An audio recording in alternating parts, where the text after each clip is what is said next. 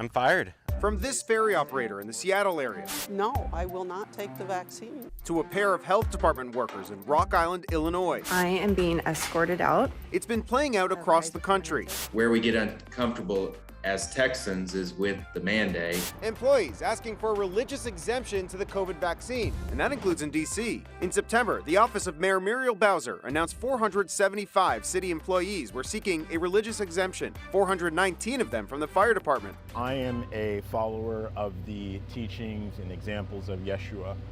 Many people call him Jesus. Will Jones is one of those firefighters. While in D.C. we have, I think, over 70% of people that have had at least one vaccine.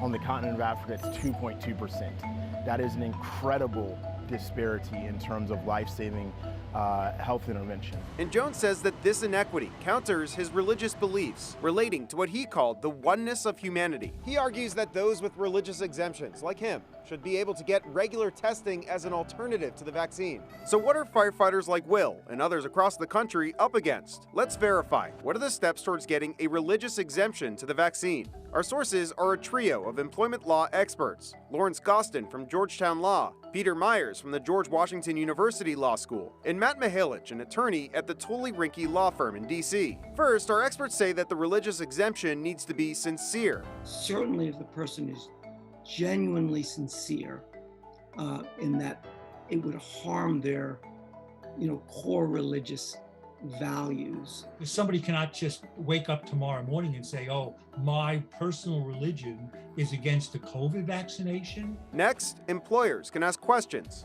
You need to have some kind of a process.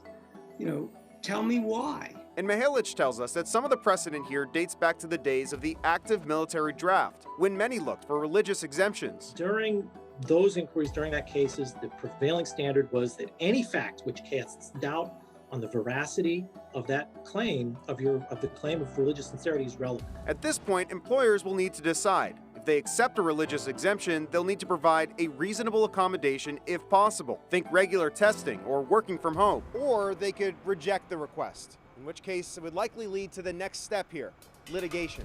As in so many things in America, it winds up in the courts. So I would expect that this question will be decided by judges ultimately. Meaning this dispute over religious exemptions could be far from over. So we could verify a religious exemption must be sincere and your employer is allowed to ask questions. And while reasonable accommodations are on the table, it could be denied, which could land your case in front of a judge. If they say you have to get the shot, we don't accept your religious exemption, would you just leave your job?